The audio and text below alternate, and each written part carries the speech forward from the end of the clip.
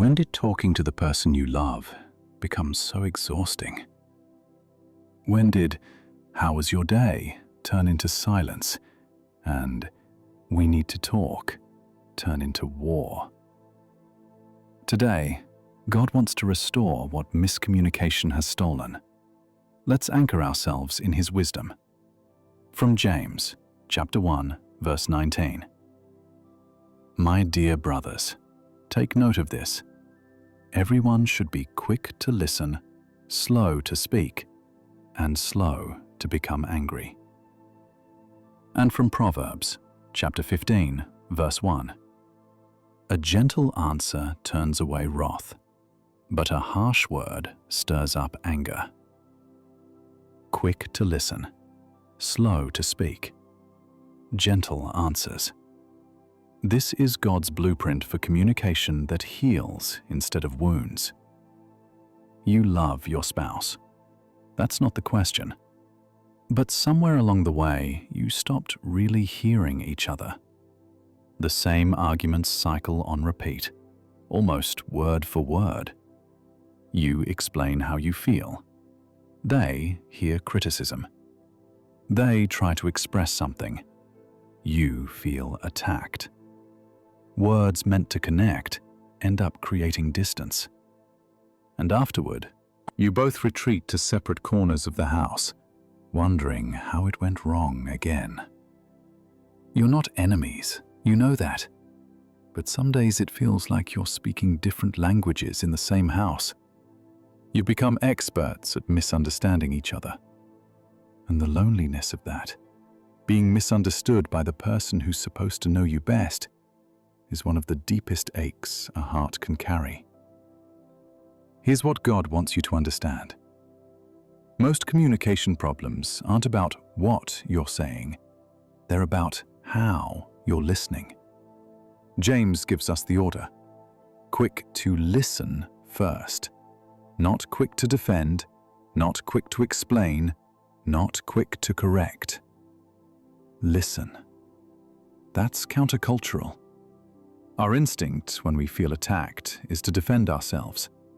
But God's wisdom says, pause, hear them first. Seek to understand before demanding to be understood. And Proverbs reminds us that the tone of our response determines where the conversation goes. A gentle answer, even when you disagree, can de-escalate tension. But a harsh word, even if the content is technically true, stirs up anger and shuts down connection. What if the next time conflict arose, you paused before responding? What if, instead of preparing your defense while they're still talking, you genuinely tried to understand what your spouse is feeling underneath their words? Often, behind the complaint is a fear. Behind the criticism is an unmet need. Behind the frustration is a longing to be seen. So here's what God is asking you to do. Before your next difficult conversation, pray first. Ask God for ears that truly hear, not just the words, but the heart behind them. Ask for a tongue that speaks healing, not harm. And ask for the humility to admit when you're wrong. Now, let's pray together. Close your eyes if you can. Take a breath. Let's bring your marriage to the Father. Heavenly Father, I come before you with a heart that longs for deeper connection in my marriage.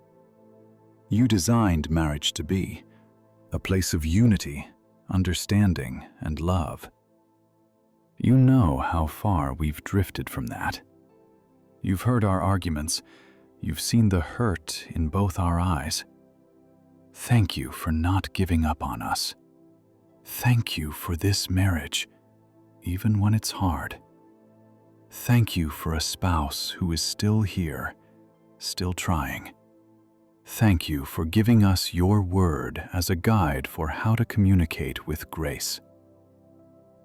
Father, I confess that I haven't always been quick to listen. I've been quick to defend, quick to interrupt, quick to assume the worst. I confess that my words have sometimes been harsh when they should have been gentle. I've said things in anger that I wish I could take back. I've let frustration speak louder than love.